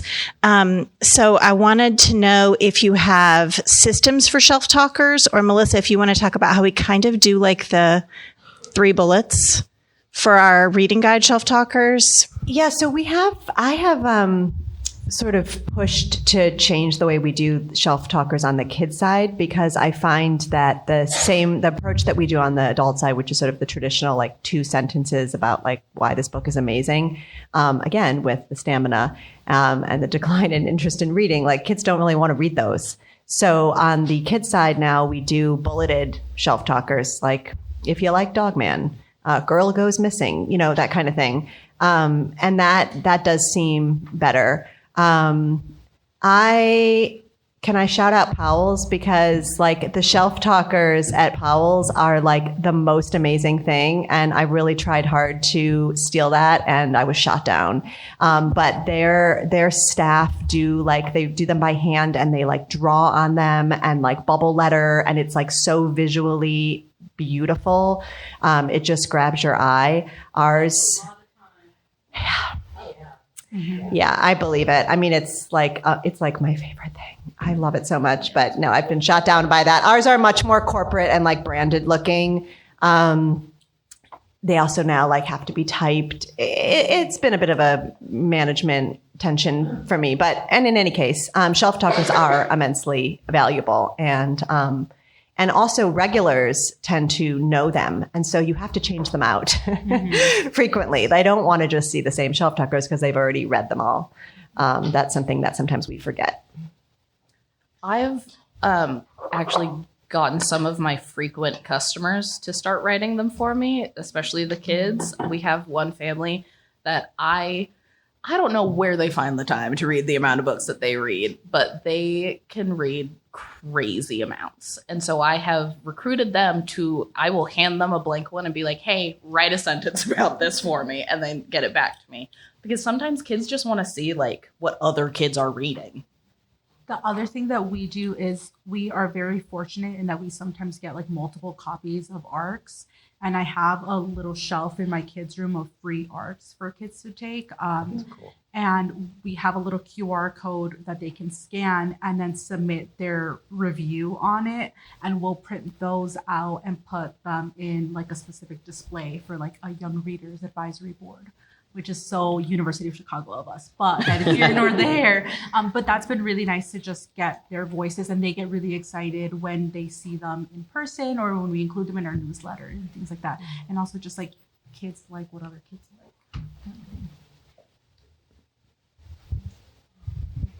Hi, I'm Jamie. I'm from Women and Children First here in Chicago. Well, not here. I'm going to keep harping on that. So my question, I don't even know if this is really a question or if I can explain this exactly. So we don't have a children's bookseller. We are all generalists. We're all booksellers. But we also are a feminist and political store. So we have a lot of non-binary trans staffers who are phenomenal children's booksellers.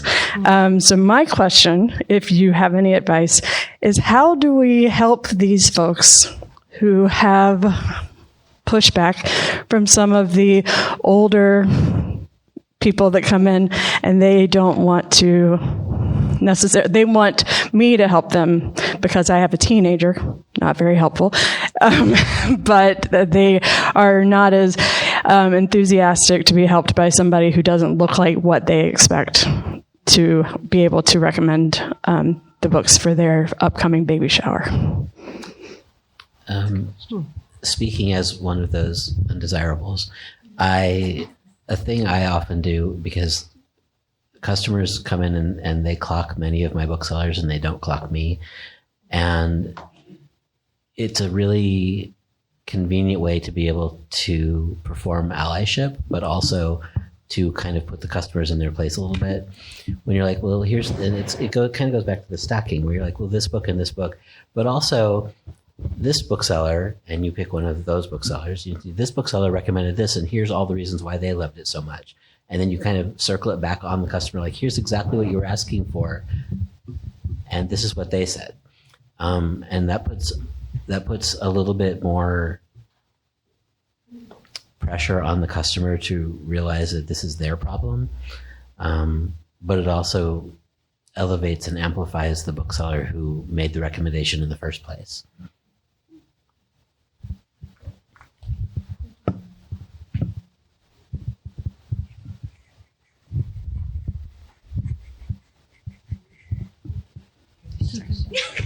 Hi, I am on the publishing side of things.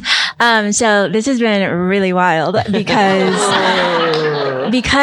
like, okay, I am at the very bottom of the food chain there, but so I don't know how much they're going to listen to me, but I'll tell them about the picture books and the Dutch jackets. Beat the squeaky wheel. Yeah, it'll start with me, guys. But I am curious, your thoughts, especially hearing so much about shelving space and things like that, how you all are navigating like our thicker books that are coming out, and specifically those 400 plus YAs that are big in like fantasy now and things like that. And if those are selling well enough for you, and if they are, like, how are you navigating that on the shelves? And also feel free to throw in any other like physical parts of the books that I can tell them about. I just want it to fit on the shelf. That's all I ask. Some of these 500-page books, they are not fitting. Some of these giant, like the new Hunger Games illustrated books, they don't fit on the shelf. So bring that back. Let them know. I just want it to fit the space. But also, like, a hardcover 500-page book, very few are selling. Because one, they're too expensive. And two, people don't want to carry that around. They'd rather get a 200 to 300 page paperback. And also it goes back to the stamina of it all, where they don't want to read, period. They don't want to read 500 page books, exclamation mark. Like, it just makes it so hard to sell. Even when I love the book and I'm like, normally I could sell a lot of these, but no one's willing to pick it up. So it's really, really, really hard. Yeah, I never used to look at page count in Edelweiss when I was working on orders. And now I look for every single book, and I absolutely do not order these 400 plus books, 400 page books, unless it's some, I can't even actually think of a series where we would make an exception for that at this point. The only one I can think of is the last Philip Pullman book. Yeah, that was. And the only reason that worked at all was because it was the much awaited third book in an incredibly popular series. Mm-hmm. And even that. Which was bought mostly by adults. Yes. Right. It was almost all bought by adults as a nostalgia factor. And we returned so many copies of that hardcover. And it's gorgeous. It's beautiful. It's an incredible book. But the kids are not in that. And also, like, if your grandmother gives you a birthday card with a $20 bill in it, you can't buy a hardcover book. Like, you can't. And depending on it, I don't know, if you want to be able to just go to the bookstore with your $20 bill and buy something, then all of those hardcovers are immediately off the list.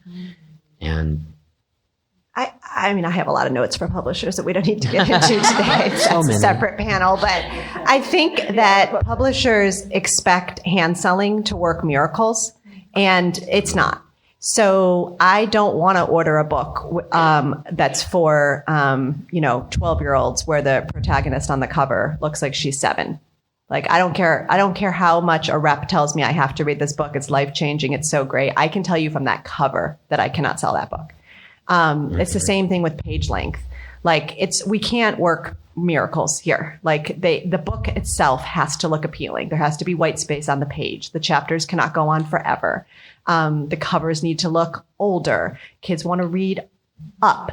Like, this isn't rocket science. Like, I just don't understand why we can't have like clearer matches here with the target of these books with the aesthetics. And paperback originals, please. I don't want any more hardcover, middle grade, or YA ever again. Please. Wait. Hang on. Wait. Oh, sorry. The t-shirt. I could have waited for afterward. But for much of my career, I worked at major New York publishers. When you go back and when you report, please know that the smart people there will really value what you have to say. Please don't devalue your experience here and share with them what they're saying, because it will be respected and it's good. And for the 500 pages, you can't say this, but go back and tell them to edit the books. Yes. They don't need to be that long. Lost the editing. Fact. This actually goes for everybody. Like, talk to your reps. Actually tell them, like, what your thoughts are. Because, you know, after telling them enough times, it will get back to the people who can really make changes. Okay? Unless it's about the boxes from HarperCollins. Yeah, they do not care about They're that. working on it, too. They will not hear that. No. Yeah. So I had two follow-up questions. I am in a more conservative area in Colorado. And so a lot of the children's books that I'm seeing are like, hey, a lot of it is romantasy, and then a lot of it is LGBTQ fiction. Definitely want to carry that. I want to support the kids. How do you approach something? I'm assuming it would be a combination of like a backlist where you have certain authors or titles that you know are LGBTQ that aren't necessarily that upfront with it, where, as you say, somebody might clock it, whereas other ones they might not. But how do you have conversations? I would assume most of these are going to be with the tweens or the teens directly, where it's like they don't want to say in front of the parents or the guardians or whatever, hey, I'm looking for something a little different. How do you, like, are there any qualifying questions? Are there any sort of strategies that you have to deal with that? And then also the other topic was trophy books, or like the fancy special editions of books that become popular. Have you found a lot of success with that? Or is it just sort of like, hit or miss depending on the title or the audience? I will try to do quick answers for both of those, but I'll start with the second. I have been actually shocked by how well special editions are doing in our store. I really thought it was like a short trend that was going to die out. And I mean, it's not going to sell a bad book, but like reissued classics with beautiful sprayed edges, and then like, you know, a book that I already think is really good, where the first edition, limited edition, is going to have fancy gold foiling, and those bells and whistles are absolutely making a difference. It's like a justified price point. Plus, we see all these teens who read these books like on their Kindles or in their school library, and then they want to own it, and they want to own it if it's really beautiful. But your first question, I try to like go until someone stops me. So in terms of like selling romance, like teen romance to like a, 12-year-old, I try to like show a range of things, and I try to avoid saying like, well, this romance is queer. Or like, I try not to even say like, oh, here, this girl loves another girl. Like, I just try to give like some basic plot points. And sometimes it's very obvious from the cover. And then I try to show a range of things.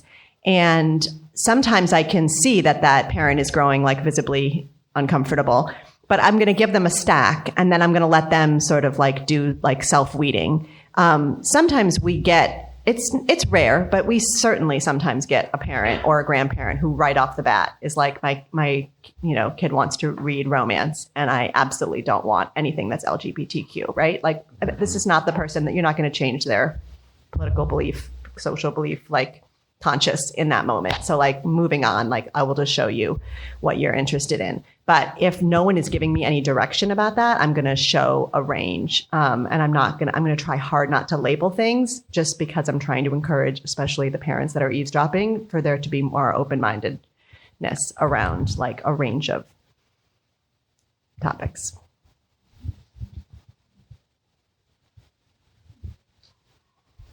Nice. I need special editions.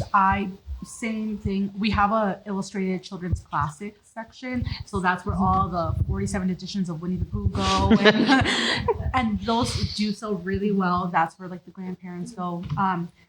Did I not get the special edition Hunger Games? No, that was I hated those so much. So like bright, colorful ones, and I was like, they're killing each other in this. This does not match up with the story at all. So like those kinds of things. But that's like because I'm too in charge and like no one's stopping me. Yeah. So I get to be on my little high horse about a lot of things, which maybe not great.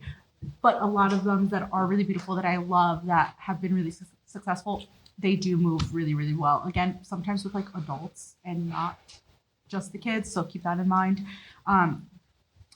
I am very fortunate in living in a very progressive area of Chicago, and everyone who comes in, I never really had an interaction like that. So unfortunately, I don't even know what I would do outside of just being so shocked that I don't even know that I would respond, which is very fortunate, and I'm very privileged in that. I had that interaction with a customer 2 weeks ago, and my bookstore is in an extremely progressive part of Seattle, where you would imagine that those things are not really happening, but they are. The parent was just said straight up, I don't want any of that stuff, and then listed all the stuff. And I was like, oh, okay. And so I showed her a host of other things that were more suited to her. But while the kid was sort of trailing around following us, I was also sort of at the same time showing the kid the shelf talkers, because we've got like all these little pride shelf talkers all year round. So the kid doesn't have to ask the scary question. The parent doesn't have to know that any of this is happening in that moment. You don't have to have that confrontation, but you're still signaling to the kid, this is an okay place for you. And when the moment is right, here are 47 books that you will maybe be interested in, or maybe find here or somewhere else, or at the library, or steal from Target or whatever. And so it's possible to have that kind of, I mean, it is that working with both customers at the same time, layered, sometimes very weirdly dissonant experience. But the more you visually signal to the kids that this is that kind of place where they're safe, the more they will figure it out and figure out how to navigate that, and maybe bring their parents into it the other direction as well.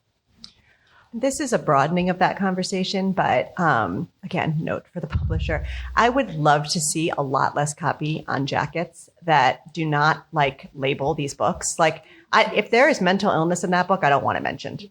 I don't want it mentioned, because then no parent is going to buy that, because they think that book is too heavy and it's going to trigger that kid's anxiety. Mm-hmm. If there's an alcoholic parent in that book, yes, I think these stories are important. I want to see these realistic depictions of complex, messy family life. That's not going to convince a kid to read that book. That should not be the lead. We should not also be hand selling with a list of trigger warnings that before you even get to the talk about the book, that parent is already oh, that sounds real, hard. So it's there are some times where I will say to a customer, is there anything that you want me to stay away from? Is there any particular topic that is sensitive to your kid?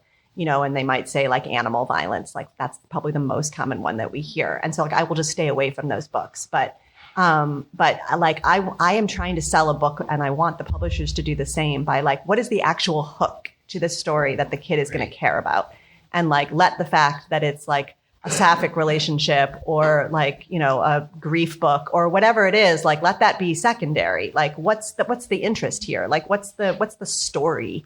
And I think we spend way too much time on this jacket copy, pointing out all of the themes that are coming, and then making it sound like it's going to be this issue heavy book. And yeah, it has the effect of turning everything into a message book, which is what we're trying to avoid. So yeah. And one more publisher note is I would love more While books. You're here. Representation that isn't rooted in trauma experiences. Yes. Please, yes. Please. I'm begging for it. Hi, I'm Ava. I'm actually the children's bookseller at Boston's only queer bookstore. So I felt like I had to respond to this because this is kind of what I do. If you're worried about, we get people coming in all the time being like, I have these homophobic family members and I don't want their kids to be homophobic. What books can I get that are going to like go over their heads? You would be surprised at how much does go over their heads, because most of the time these people don't read. So a lot of the time, like for picture books and stuff, there are a lot of picture books that kind of have general messages of everybody should be included and, blah, blah, blah, that you can use to sell. Also, if there are animals on the cover, they usually aren't that threatened. In terms of YA, if you get a kid that comes in and wants to read a queer book but is feeling unsafe, there, like you said, there are a lot of books that just based on the cover, the description, if a parent were to pick it up and read that, they wouldn't necessarily understand that it was a queer book. Also, what you can do is tell them to switch out the dust jacket, or put a dust jacket over the paperback of a different book. So there's that option. And what I will say too is that I do think it's important that we do draw a line between understanding like these books shouldn't be moralistic and trying to force a message, but also like as somebody who has had several marginalized identities, it's not inherently doing that just if we happen to exist in a book. And that's getting a lot better because people who possess those identities are actually writing these books and writing what they want. There's a lot more now that I think encompasses full experiences. So I think just having that variety in there is important. So, yeah. Thank you. Yeah.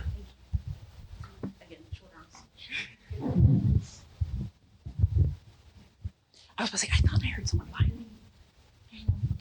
Hi, I walked in halfway through, so I'm catching all this at the end. I'm also a publisher who's going to be at the tables back here next couple days. And I love all the conversation that's happening around what we can be doing better. This is like such good learning, even this half of the session I've been able to be at. I want to go back to the shelf talker question. It's something our marketing team has been talking about, how we could support bookstores, especially independent bookstores. If you're interested in like our design team creating illustrated shelf talkers, like helping you do the legwork there, or if across stores you have your system and you have your branded shelf talkers, if you're interested in sort of publisher to publisher like resources in that vein. And then we're also an independent press, so like calling that out. And if you're interested in themes, stuff like that, like the Pride shelf talkers that you were mentioning, just ideas around that for publishers.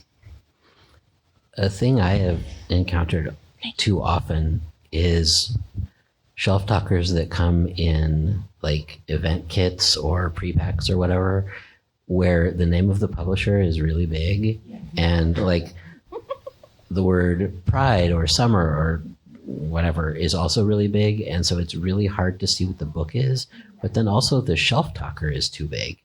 And so then like it's hanging over the edge of the shelf and you can't see anything on the shelf underneath it. So I don't mind the idea of a publisher being like, here are some things we want to help you do promo with. But I feel like a lot of publishers have lost sight of the actual physical environment of the bookstore. Well said. We do not use those publisher supplied shelf talkers because we feel like our customers actually are interested in our sort of curation more than like what the corporate voices are. One note. No, well, we wouldn't because our stuff is branded. I can't say for others, but I will say sort of related to this. My publisher note is if there are things like stickers that accompany a new release, please can they fit inside the book?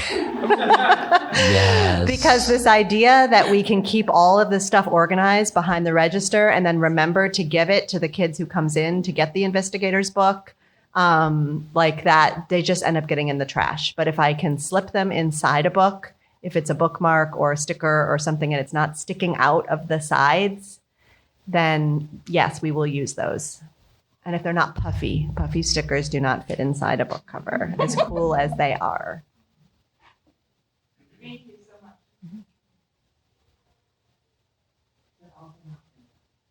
And not shrink wrapped. So much plastic. Any other questions? We probably have time for one or two, depending on the length. Oh, and she's coming.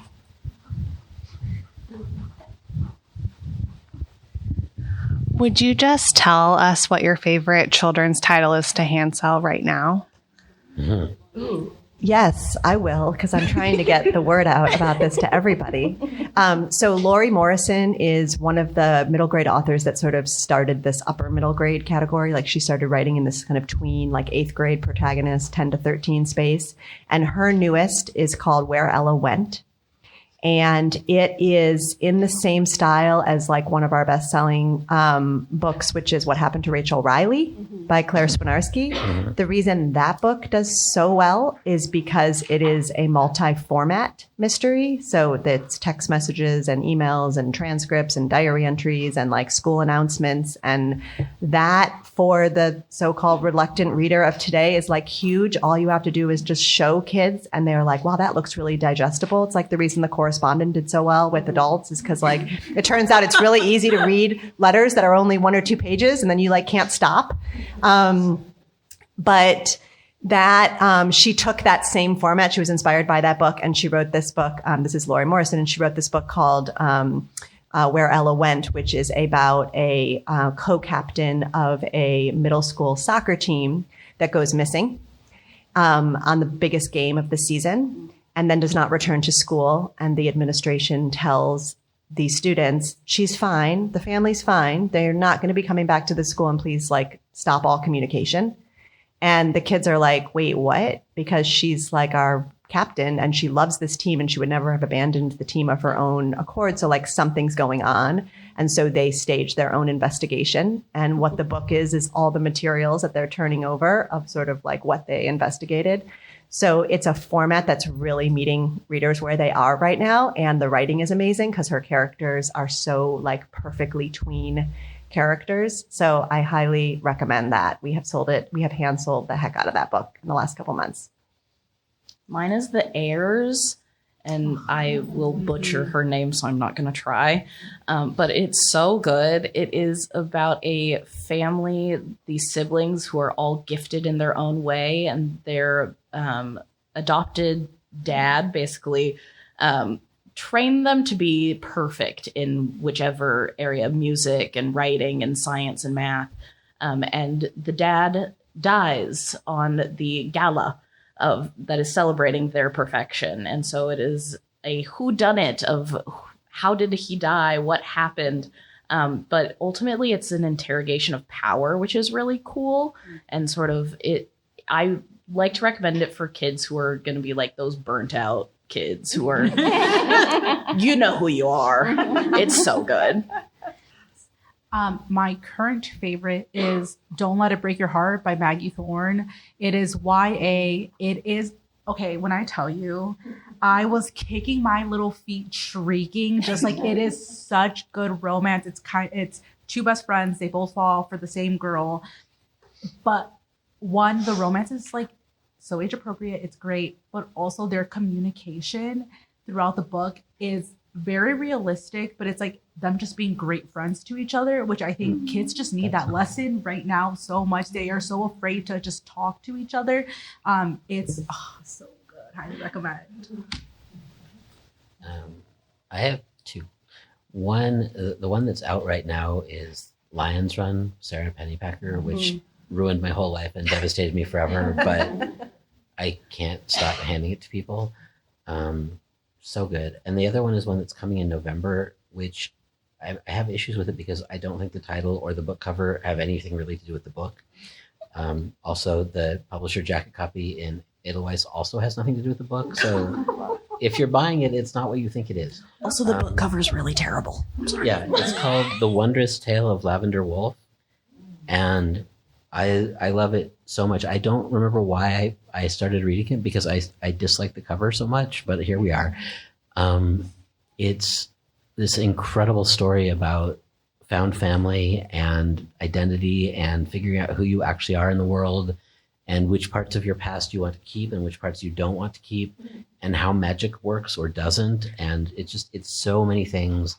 It's this incredible book about grief and place and adventure. It's not like the cover at all, but it's incredible, and it's coming in November, and I'm going to hand it out to everybody I meet. So wait, I have a frontlist title now too. Yeah. There's a picture book from Consortium, and it's called "I'm Gonna Eat You at the End."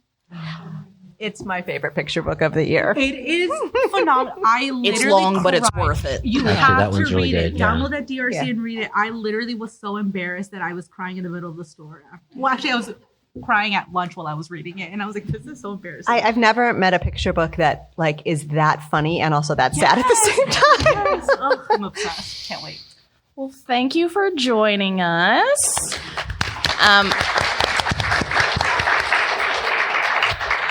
Please remember to rate this session in the app. There's also paper ones if you're technologically challenged. Those will be at the back. We can hang out for a little bit if you have other questions. Otherwise, please feel free to email us. We love answering questions. But thank you. Thanks, y'all.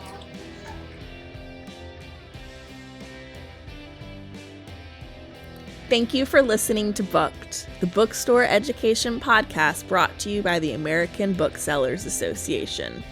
Don't forget to subscribe to the show on your favorite podcast app. Additional educational resources can always be found on the ABA site at www.bookweb.org. Happy reading!